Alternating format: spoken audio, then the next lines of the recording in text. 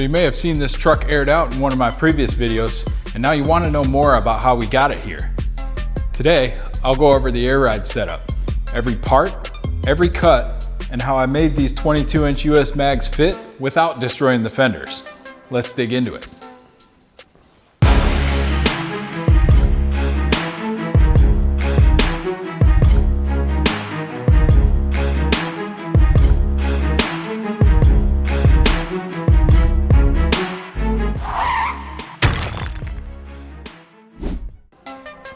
If you're new here, this is my 94 C1500 build.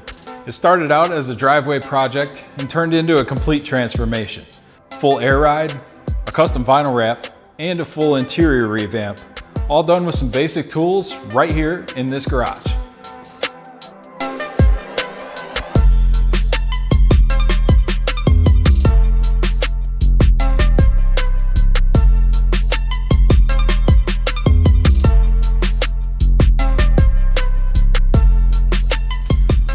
Trust me when I say this, I'm not a shop. I'm just a normal guy that likes to build cool stuff and learn things along the way. You see, most people think air ride is some kind of complicated science project. It doesn't have to be. Let me show you how mine's set up and how you can plan yours without losing your mind or your wallet.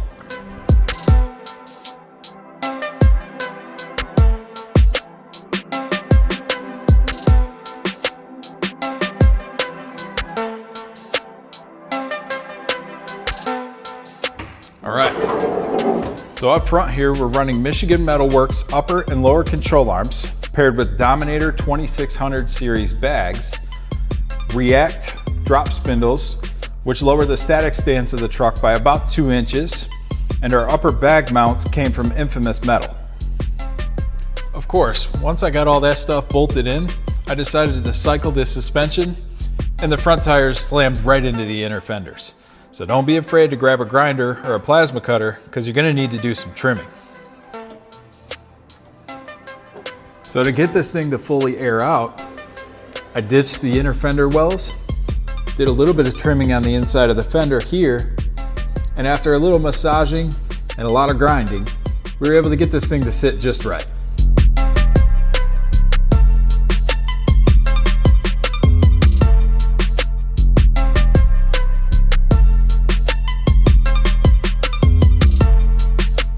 Cool, so that's how the front gets down, but what about the back? How do you get an OBS to lay out in the rear?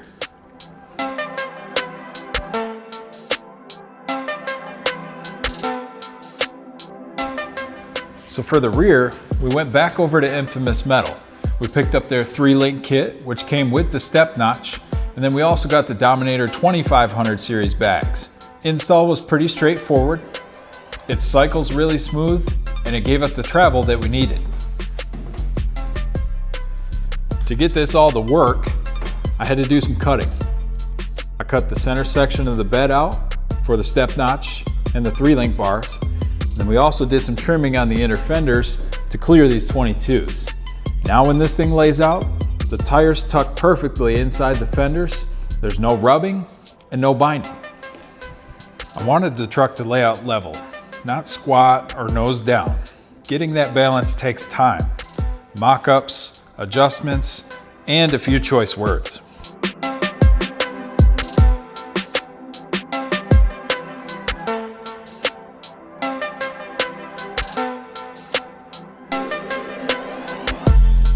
Okay, getting the truck to sit low is one thing, but how do you get it all to function?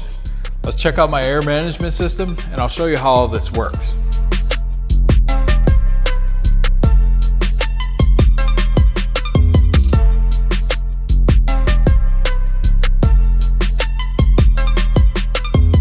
So for air management, I kept it simple.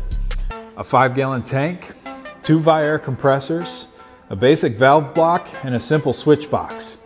The whole truck is plumbed to 3/8 line from front to back.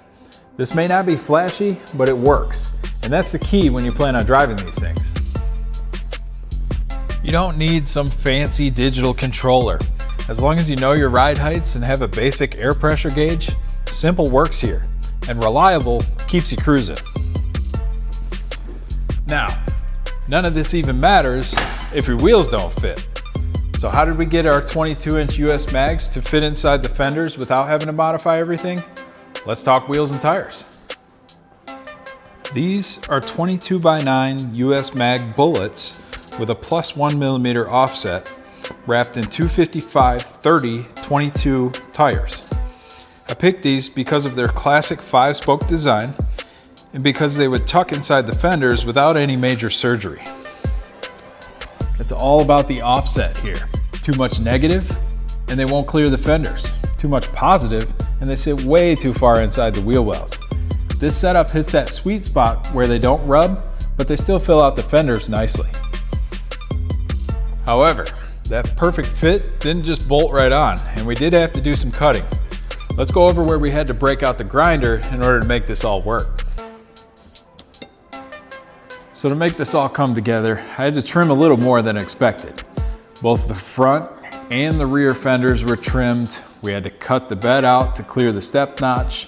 We had to notch the front frame to clear the tie rods. And let's not forget, you have to cut the rear frame in half to install the notch. It's one of those measure twice, cut once, and then trim it again when it doesn't fit kind of jobs.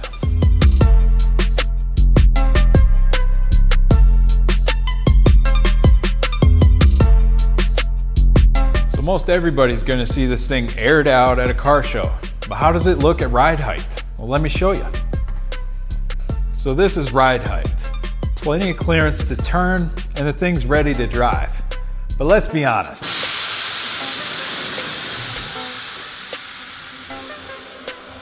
That is really the payoff. Every cut, every weld, every late night was totally worth it. This is why we build. All right, so there you have it. The full breakdown of the air suspension and the wheel specs on my OBS. I hope this answers some questions that you might have if you're looking to bag your truck. If you have any other questions, feel free to drop them in the comments below. And until next time, get out there and build something cool.